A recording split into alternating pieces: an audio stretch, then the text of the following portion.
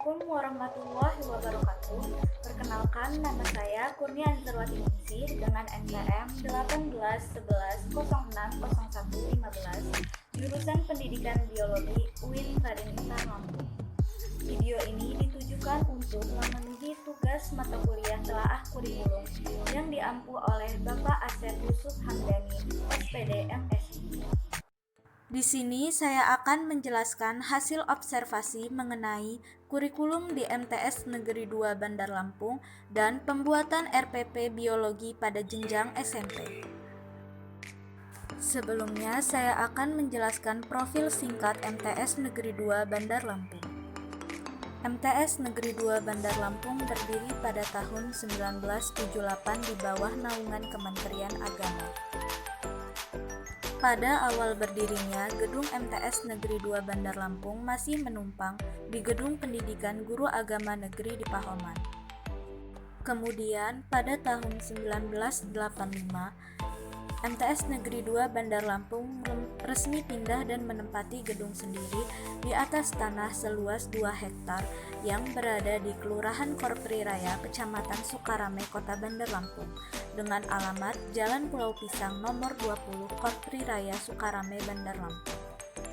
MTS Negeri 2 Bandar Lampung ini merupakan madrasah yang berstatus negeri dan telah terakreditasi A. MTS Negeri 2 Bandar Lampung ini juga memiliki 3 kelas, yaitu kelas unggul, kelas khusus, dan kelas reguler. MTS Negeri 2 Bandar Lampung menggunakan kurikulum 2013 revisi 2017 untuk pelajaran umum, sedangkan untuk pelajaran agama menggunakan kurikulum 2019 KMA 183. Dalam penyusunan kurikulum ini ada yang namanya tim pengembang kurikulum. Tim pengembang kurikulum ini terdiri dari tim sekolah, wakil kurikulum, kepala sekolah, masyarakat, dan pengawas kurikulum. Kurikulum sendiri berfungsi sebagai pedoman bagi para pendidik dalam melakukan proses pembelajaran. Selain itu, di MTS ini juga memiliki kurikulum tambahan atau disebut dengan kurikulum sekolah untuk mata pelajaran tahfizul Quran. Dengan adanya kurikulum ini, diharapkan peserta didik lulusan MTS Negeri 2 Bandar Lampung saat lulus memiliki hafalan minimal 1 juz. Selanjutnya, saya akan menjelaskan pembuatan RPP Biologi pada jenjang SMP. RPP adalah rencana kegiatan pembelajaran untuk satu pertemuan atau lebih. RPP ini merupakan pegangan seorang guru dalam mengajar di dalam kelas agar pembelajaran efektif. RPP ini dikembangkan dari silabus, dan pembuatan RPP ini dilakukan di awal tahun ajaran baru oleh setiap guru mata pelajaran. Adapun isi dari RPP yaitu kompetensi dasar, tujuan, alokasi waktu, sumber belajar, ringkasan materi, strategi, metode dan model pembelajaran, kegiatan pembelajaran, dan penilaian.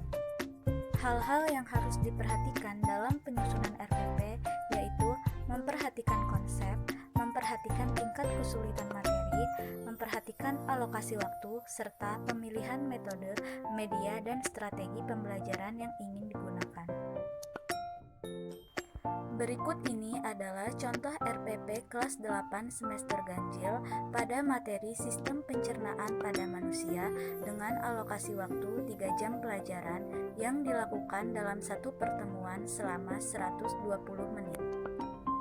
Selanjutnya ada kompetensi inti. Kompetensi inti ini adalah tingkat kemampuan untuk mencapai standar kompetensi lulusan yang harus dimiliki seorang peserta didik pada setiap tingkat kelas. Di sini ada 4 kompetensi inti. Kompetensi inti ini mencakup kompetensi inti sikap spiritual, sikap sosial, pengetahuan, dan keterampilan. Berikut ini adalah contoh 4 kompetensi inti. Selanjutnya, ada kompetensi dasar. Kompetensi dasar ini merupakan kemampuan dan materi pembelajaran minimal yang harus dicapai peserta didik untuk suatu mata pelajaran pada masing-masing satuan pendidikan yang mengacu pada kompetensi inti. Selanjutnya, ada indikator pencapaian kompetensi. Indikator pencapaian kompetensi ini merupakan perilaku yang dapat diukur atau diobservasi untuk menunjukkan ketercapaian kompetensi dasar tertentu yang menjadi acuan penilaian mata pelajaran. Berikut ini adalah contoh dari kompetensi dasar dan IPK.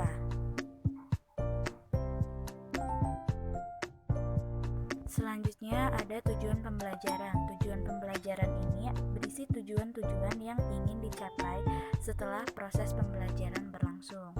Pada RPP ini ada 2 tujuan pembelajaran, seperti contoh berikut. Selanjutnya ada materi pembelajaran.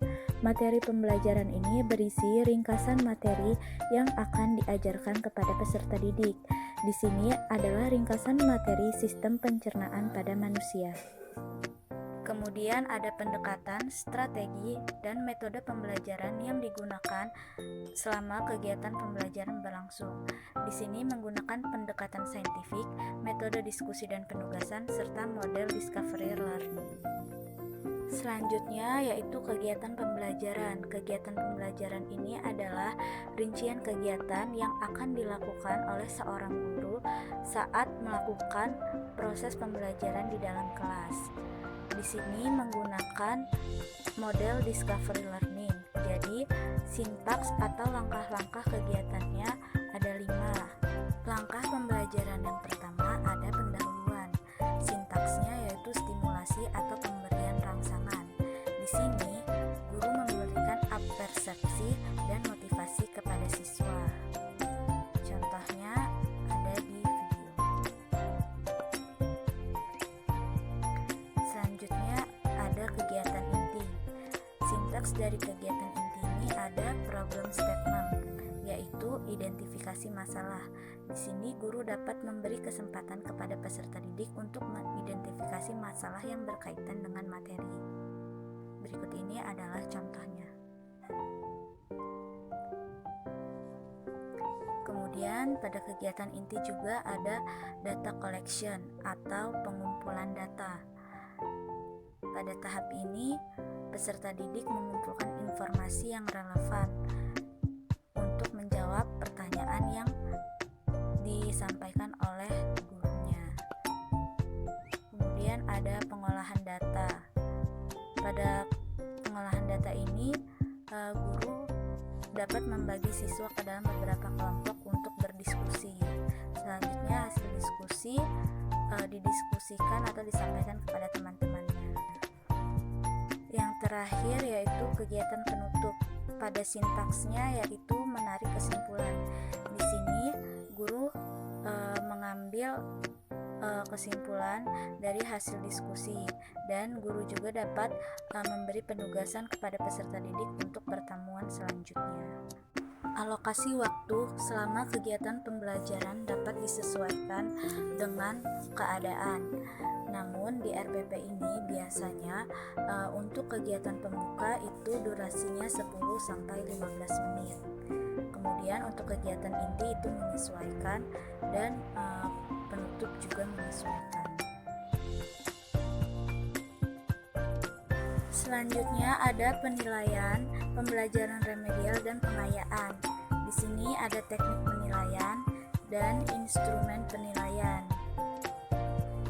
Berikut ini adalah contoh dari instrumen penilaian. Kemudian ada soal. Di sini menggunakan soal esai.